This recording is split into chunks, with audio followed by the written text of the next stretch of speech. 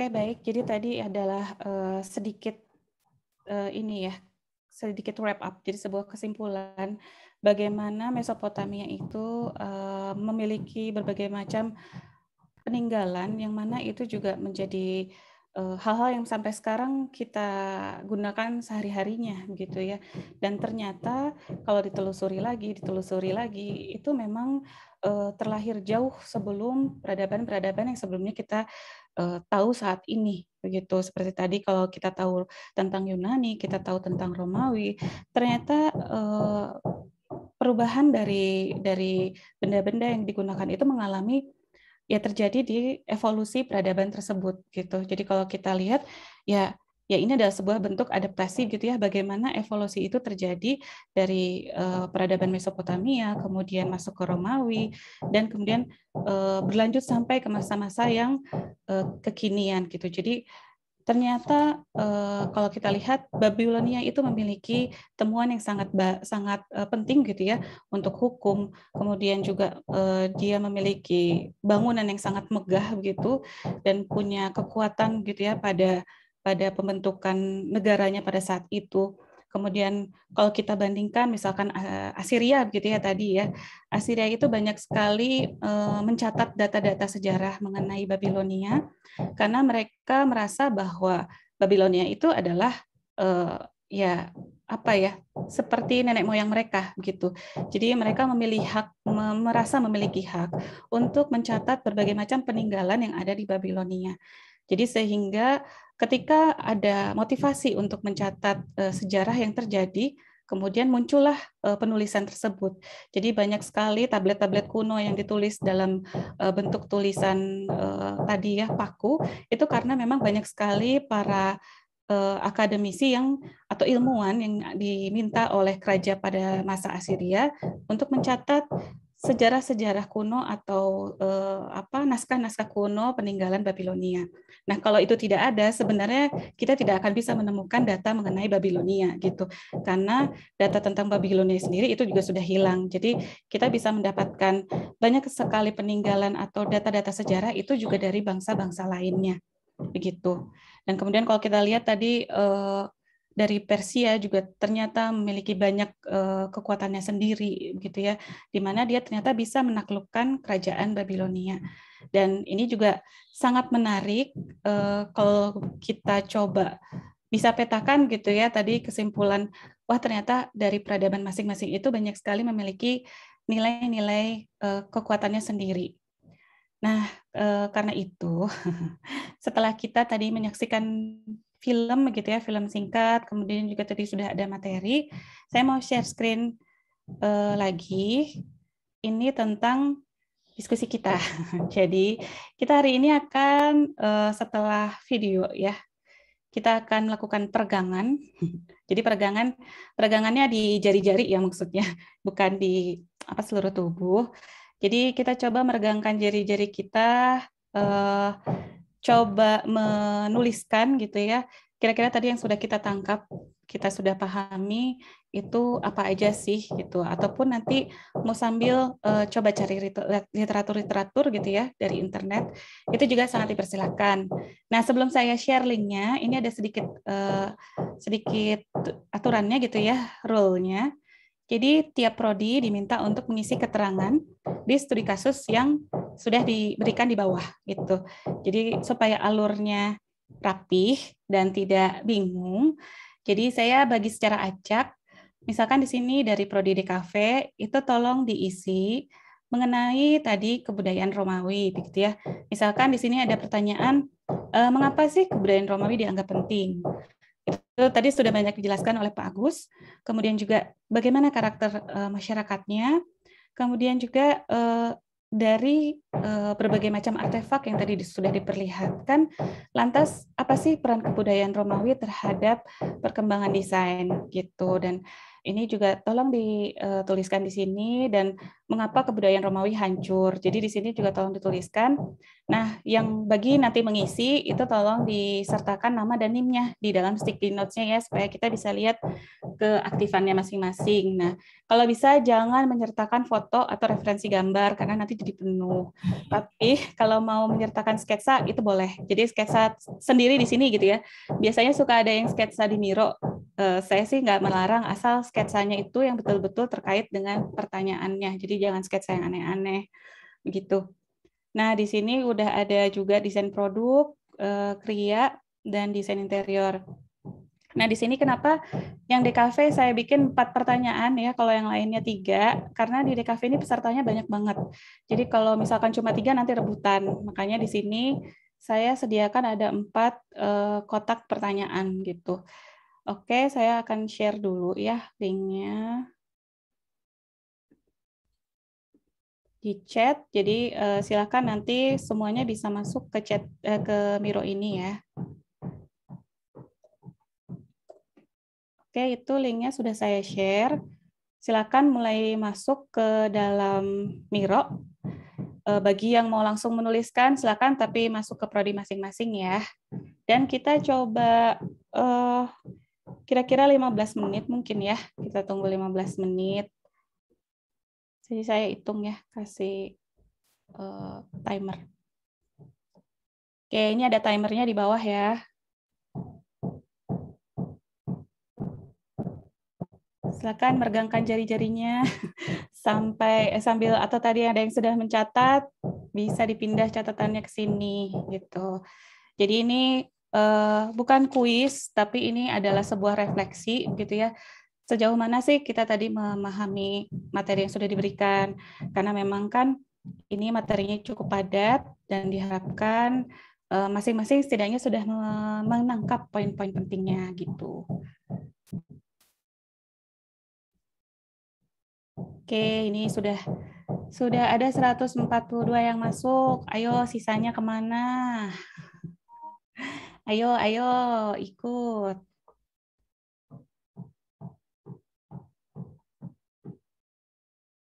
Jadi kita ini ya sudah menambahkan sebuah kisi-kisi di sebelah kirinya.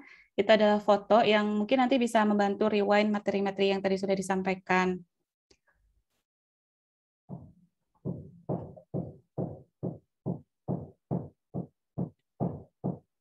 Oke, ayo nih Kria nih pesertanya masih agak sepi. Ayo ramein pada masuk semua ke sini. Terus ini DP juga. Ini yang interior sudah mulai ini lagi berpikir kayaknya. Soalnya pada diem nih lagi berpikir kayaknya ya. Atau masih lagi cari data.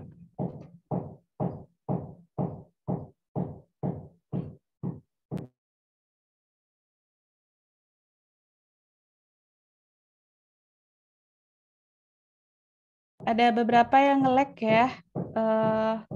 Kalau Mironya kebanyakan akun, nge-lag banget. Oke, nggak apa-apa kalau nge-lag banget.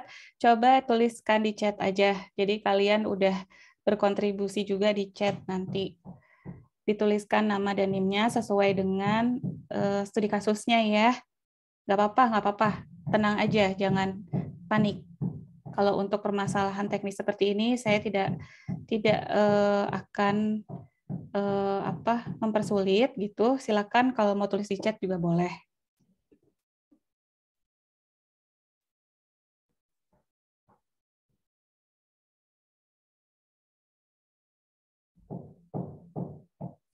Emang kalau Miro mungkin lebih nge-lag ya dibandingkan RAL mungkin.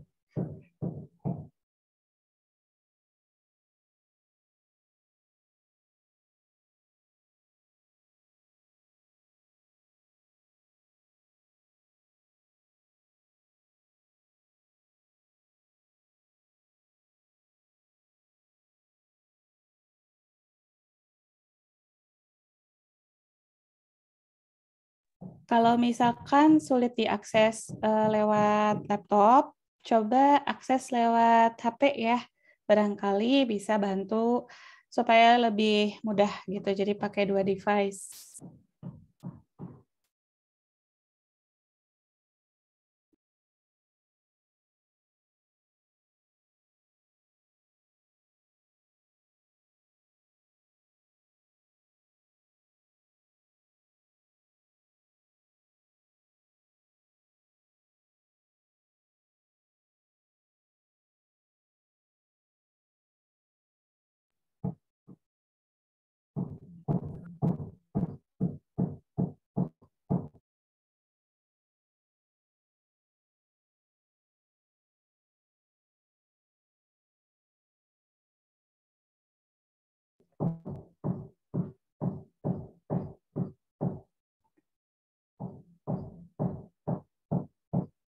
Oke, kita mulai ngintip dulu nih ke Kria.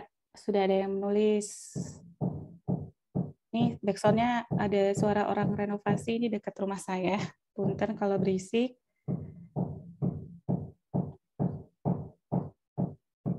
Oke, di sini udah ada yang menulis ya. Masyarakat Babilonia sudah mulai mengenal dewa yang dibuktikan dengan dibuatnya menara Babel.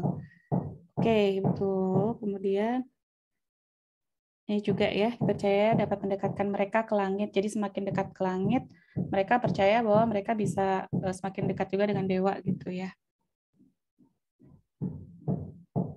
Memiliki kemampuan dan kemajuan dalam agrikultur dan ilmu sains seperti astronomi. Nah, ini di Kria ya.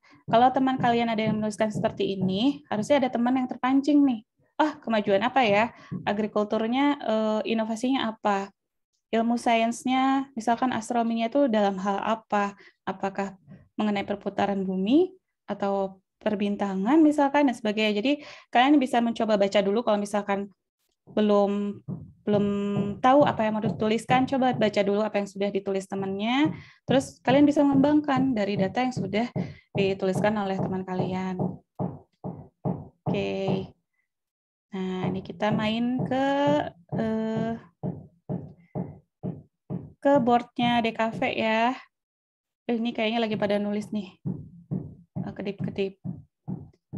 Mengapa kebudayaan Romawi dianggap penting? Di sini sudah banyak yang menjawab. Ada yang menjawab karena ada pengaruh teknologi konstruksi yang berpengaruh pada pembangunan fisik bangsa Eropa. Kemudian juga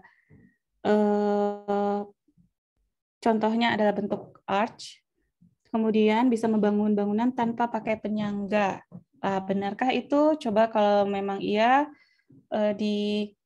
dituliskan referensinya misalkan ya.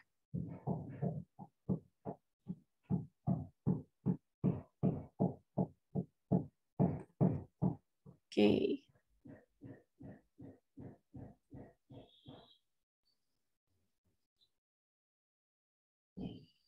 Kemudian di sini apakah peran kebudayaan Romawi misalkan ya terhadap desain? Nah, kalau kita lihat kan tadi sebenarnya artefak-artefak atau tidak artefak ya mungkin paling sederhananya dari arsitekturnya begitu ya. Romawi itu kan banyak sekali terpengaruh oleh kebudayaan Yunani begitu.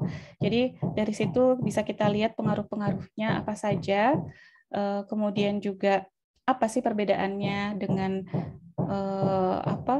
pengaruh-pengaruh atau peradaban Yunani sebelumnya gitu ya. Misalkan kalau dilihat dari pilar-pilarnya apakah ada perbedaan misalkan. Kemudian kalau kita lihat dari prinsip-prinsip prinsip-prinsip secara bentuknya misalkan ya dalam membuat patung begitu. Mereka juga mengambil prinsip-prinsip dari bangsa Yunani yang mana mereka juga mengutamakan hal-hal yang sangat realistis gitu ya. Namun pasti ada perbedaannya dengan bangsa Yunani. Nah, itu coba dicari. Nah, bedanya apa sih sama bangsa Yunani gitu ya? Karena mereka sangat terinspirasi gitu, tapi mereka juga banyak sekali mengangkat kebaruan gitu ya di prinsip-prinsip seni rupanya pada bangsa Romawi. Oke. Wah, ini ada yang gambar dolar. Terbelit hutang. Oke. Oke, sekarang kita main ke boardnya DP ya.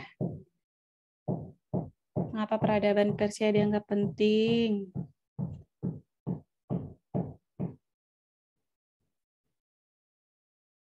bangsa yang kuat dan luas ke India, Mesir, Asia Kecil, dan Yunani, dipimpin oleh Darius Agung. Oke.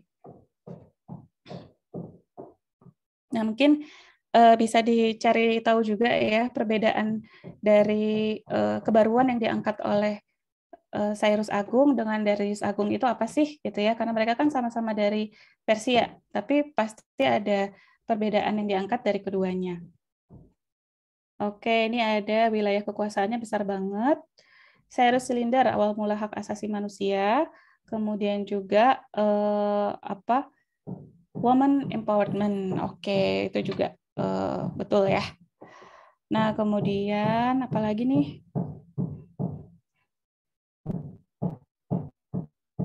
Oke, para perempuannya sudah memiliki kebebasan berkegiatan, kemudian juga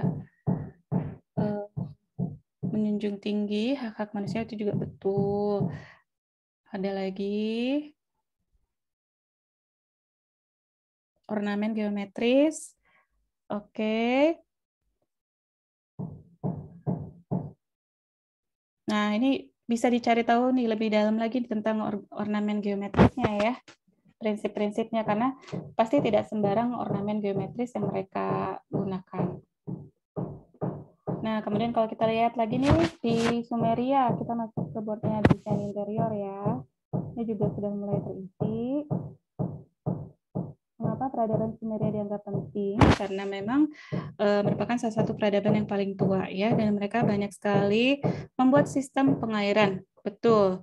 Kenapa mereka terdorong untuk membuat sistem pengairan pada pertanian? Nah, muncul pertanyaan baru kan? Kenapa mereka terdorong? Sehingga mereka juga memiliki pertanian yang subur ya. Pasti ada pengaruh dari kondisi lingkungan sekitarnya pada saat itu. Itu.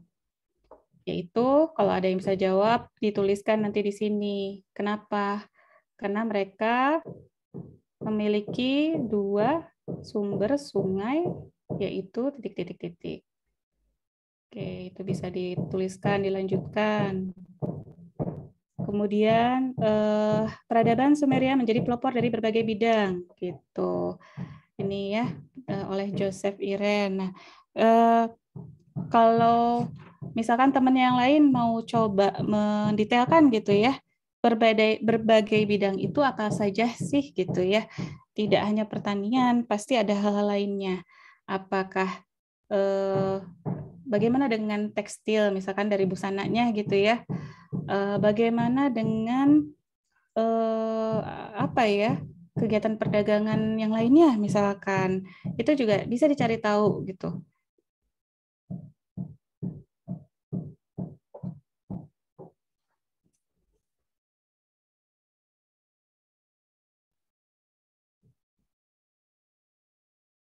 Oke, ini kita lihat bagaimana karakter masyarakatnya.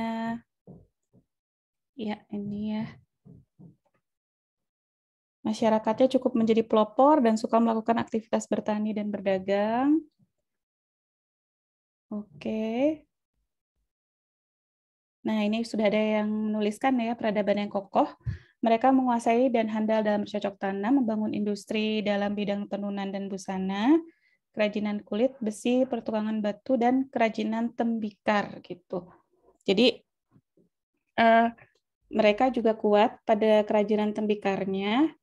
Mereka salah satu pelopor begitu yang membuat kerajinan tembikar dalam apa ya, produksi massal. Jadi mereka banyak membuat wadah-wadah gitu untuk makanan.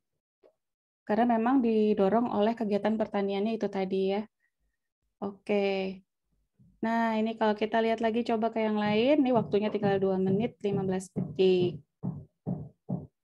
Nah, ini kita lihat ke Kria nih. Saya mampir lagi ke Kria ya. Nah, ini mengapa?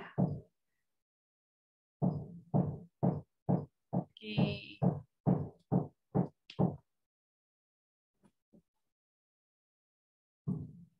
Apakah di sini ada yang membahas apa dampaknya Hammurabi di sini? Apakah sudah ada yang menuliskan Hammurabi?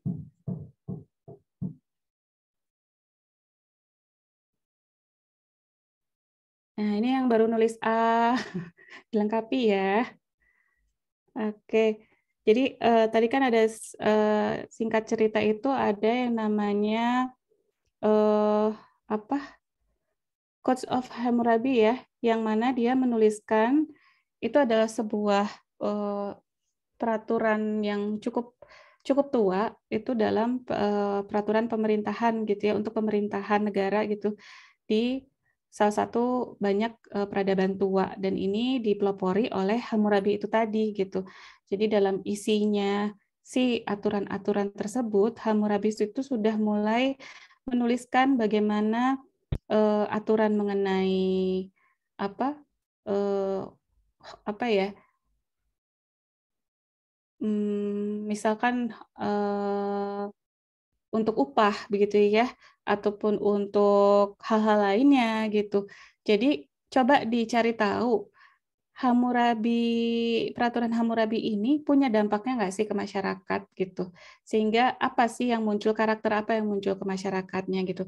Saya rasa pasti banyak sekali dampaknya dari kemunculan peraturan-peraturan yang cukup baik di sebuah negara gitu ya. Kita bayangin aja kalau misalkan peraturan itu sudah memiliki struktur yang kuat, memiliki acuan yang terstandarisasi, wah times up.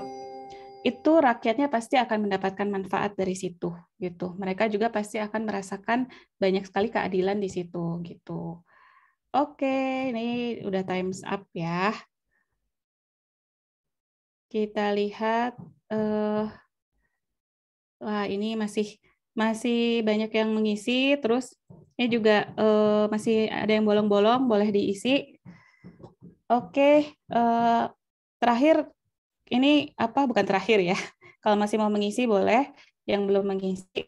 Tapi kalau yang masih ada di Miro, bisa tolong kasih reaction-nya sedikit, kira-kira setelah kalian melihat materi ini, kemudian mencoba memahami peradaban Mesopotamia dan Romawi, kira-kira reaction-nya seperti apa gitu ya.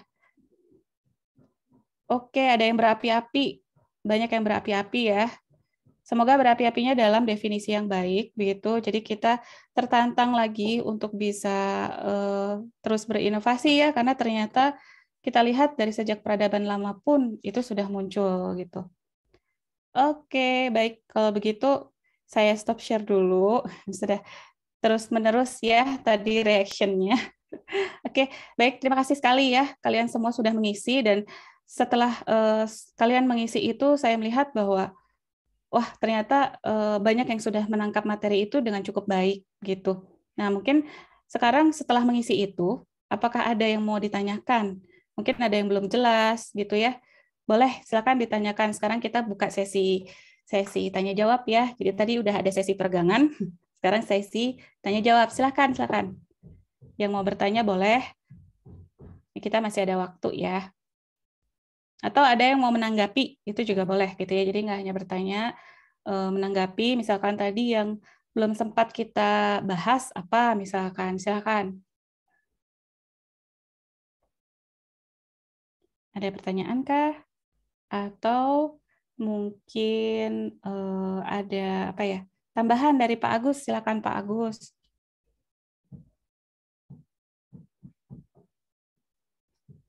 Pak Agusnya masih ada? Halo Pak Agus. Ya, Ibu boleh tanya? Oh iya boleh, silakan. Tolong diperkenalkan nama dan NIM-nya ya, dari prodi mana? Saya Ramaisya Fatia dari S2 Matrikulasi. Oh iya, Ya, silakan. pengen tanya ke Ibu atau Bapak gitu. Jadi dari sekian pemaparan tadi itu apa sih yang sebenarnya paling apa ya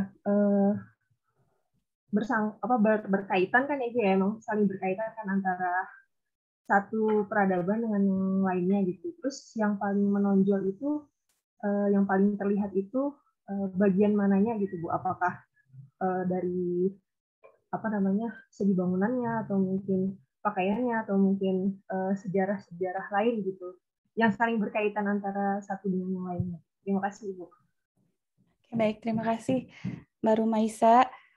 Ini saya persilakan Pak Agus untuk menjawab terlebih dahulu ya. Pak Agus, mangga, tadi ada pertanyaan dari Mbak Rumaisa.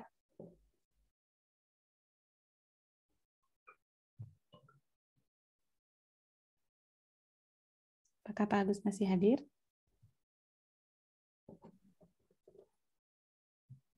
Halo, Pak Agus.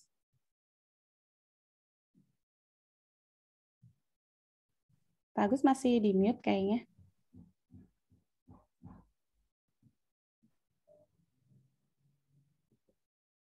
Oke, sepertinya Pak Agus sedang sedang tidak on mic-nya gitu. Jadi kalau tadi dari penyampaian tadi Mbak Rumaisa, jadi sebenarnya ini kan memang kita ingin menelusuri menelusuri terlebih dahulu begitu, bahwa sebenarnya jauh sebelum peradaban yang cukup modern gitu ya, itu ada peradaban-peradaban lama yang kalau kita lihat sekarang itu cukup mulai menghilang gitu. Jadi dari situ sebenarnya kita bisa coba mencari gitu ya, apa aja sih yang kira-kira bisa kita kita tarik manfaatnya untuk khususnya ya untuk bidang desain gitu. Tapi kalau misalkan kita mau bandingkan, ini kemudian mana yang memang kebudayaannya lebih kuat gitu ya dari satu sama yang lainnya. Tentu saja tadi seperti yang tadi sudah sempat dibahas sebelumnya, bahwa masing-masing itu memang punya kelebihan yang sendiri-sendiri gitu. Jadi kalau misalkan tadi di Babilonia misalkan ya, mereka lebih kuat pada penetapan aturan-aturan dasar pada sebuah pembangunan negara. Ya disitulah memang porsi kekuatan mereka gitu. Tapi selain itu, bagaimana sih cara lain mereka untuk menyampaikan kekuatan sebuah negara gitu ya? Itu bisa kita telusuri melalui desain-desain yang sudah mereka hasilkan. Contohnya misalkan gerbang besar gitu ya, gerbang besar yang tadi dibuat oleh Raja Nebukadnezar gitu kalau tidak salah ya, yang berwarna biru dan kuning itu adalah sebuah kemegahan ya, sebuah kemegahan yang memang ditunjukkan untuk menyampaikan power dari sebuah negara gitu. Jadi kelebihan-kelebihan masing peradaban itu bisa terlihat dari ya karya-karya yang sudah dihasilkan gitu ya. Misalkan dari pembuatan gedung yang cukup besar itu, kalau kita telusuri lagi, pasti ada teknologi-teknologi materialnya gitu ya. Material apa yang mereka gunakan, pembangunannya juga seperti apa gitu ya. Jadi kalau kita cari yang mana yang lebih ini ya itu juga tidak bisa dengan tegas dinyatakan seperti itu, tapi setidaknya kita bisa mencari poin-poin pentingnya, intisarinya, hal-hal apa yang bisa kita pelajari gitu dari masing-masing peradaban tersebut. Begitu mungkin secara singkatnya ya Mbak Rumaisa kalau dari saya, tapi barangkali ada tanggapan ya dari yang lainnya, silahkan. Ini dari Mbak Ana Rufaida, silahkan raise hand. Ya, selamat siang Ibu. Saya Ana dari program matrikulasi NIM 27121901. Mau bertanya Bu, mungkin atau Bapak gitu yang jawab. Dari sekian desain-desain khas dari bangsa Romawi, Mesopotamia, atau bahkan Sumeria, itu kan punya khas ya Bu ya, rata-rata entah itu ragam hiasnya berupa flora atau fauna atau detailnya, atau bentuk bangunannya gitu. Apakah ada informasi nggak Bu, dari mana mereka itu mendapatkan inspirasi soal, misalkan kalau bangsa Romawi itu bikin koloseum tuh Bu ya, nah mereka tuh dapat inspirasinya tuh dari mana gitu? Apakah melihat dari kebiasaan hewan-hewan di sekitar mereka atau bagaimana gitu? Itu aja Ibu, makasih. Oke, baik. Pak Agus, apakah mau menjawab dulu? Silakan Pak Agus. Barangkali Pak Agus mau menjawab dulu.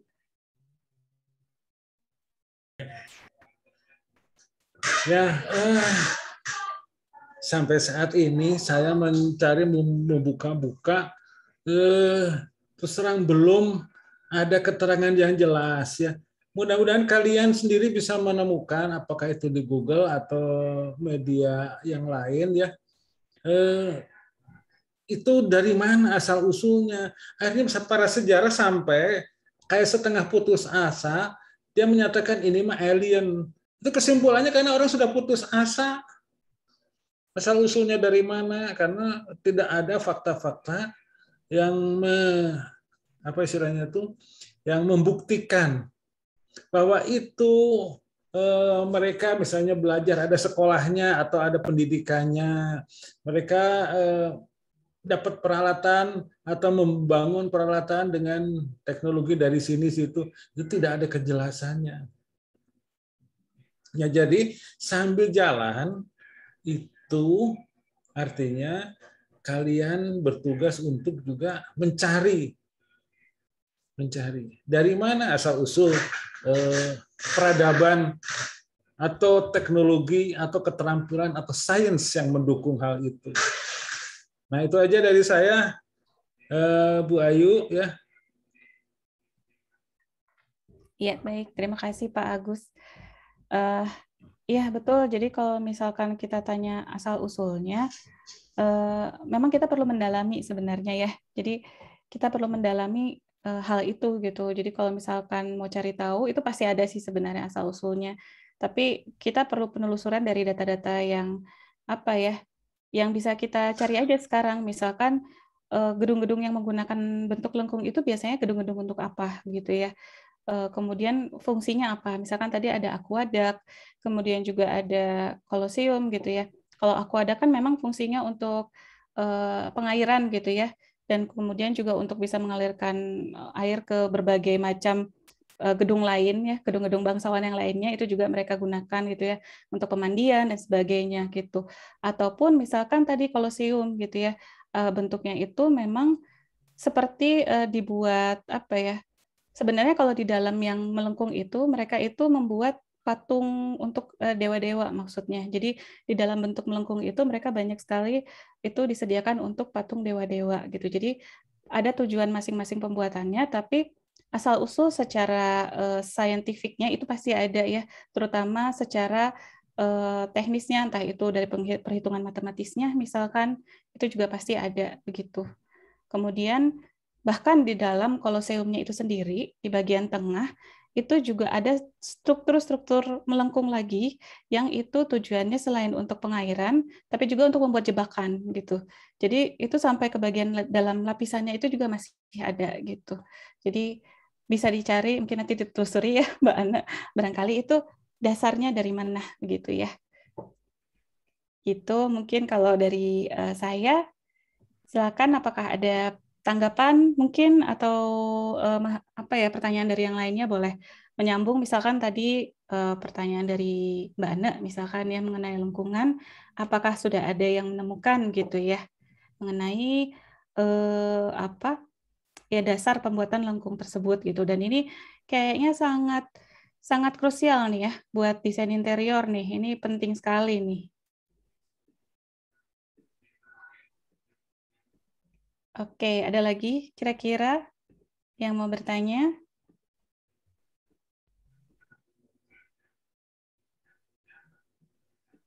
Oke. Apakah ada tambahan Pak Agus, Mangga?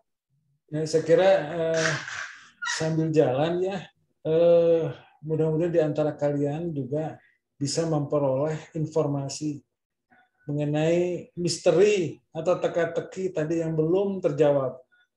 Ya, kami sendiri menelusuri itu dari berbagai macam buku, referensi, dan juga dari internet. Tapi sampai sekarang belum ada ininya, kejelasannya. Barangkali kalian juga lebih dahulu menemukan itu, baguslah.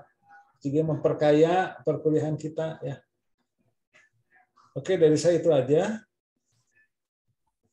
Oke, baik. Terima kasih Pak Agus. Ya. Baik, apakah ada lagi dari yang lain? Cukup? Kalau dari Kak Ridwan, apakah ada yang mau ditambahkan? Cukup, Bu, dari saya. Oke, baik. Terima kasih. Kalau begitu, apakah Mbak Ana masih ada pertanyaan? Masih raise hand? Oh, maaf. Udah cukup, Ibu. Bapak makasih banyak. Dikira masih ada. Oke. Baik, kalau begitu, kalau tidak ada lagi, sepertinya kita sudahi dulu begitu ya pertemuan hari ini. Mudah-mudahan bisa menjadi renungan buat kita semua gitu ya. bisa menyimak kembali gitu ya kalau peradaban bangsa belahan dunia lain seperti tadi di Asia Barat ya dan sekitarnya, oh itu tuh seperti itu begitu ya. Ternyata ada akar-akarnya atau ada sumber gitu ya, sumber-sumber datanya. Nah, tapi bagaimana dengan kita gitu ya? Sekarang kalau di Indonesia sendiri itu seperti apa sih gitu. Jadi setidaknya itu bisa membuat refleksi kembali lagi ke diri kita bahwa kita harus terus mencari pencarian gitu ya. Kita harus melakukan pencarian juga tidak hanya ke data-data sejarah di belahan dunia lain, tapi tentu saja ke ya negara kita sendiri gitu ya untuk Indonesia dan Nusantara. Jadi itu sekilas dari sejarah mengenai Romawi dan peradaban Mesopotamia hari ini begitu. Untuk materi tentu saja nanti kalau tidak bisa diupload pasti akan saya sampaikan linknya gitu ya. Baik, cukup sekian untuk hari ini. Saya ucapkan terima kasih dan sampai jumpa di minggu depan. Wassalamualaikum warahmatullahi wabarakatuh. Waalaikumsalam warahmatullahi wabarakatuh.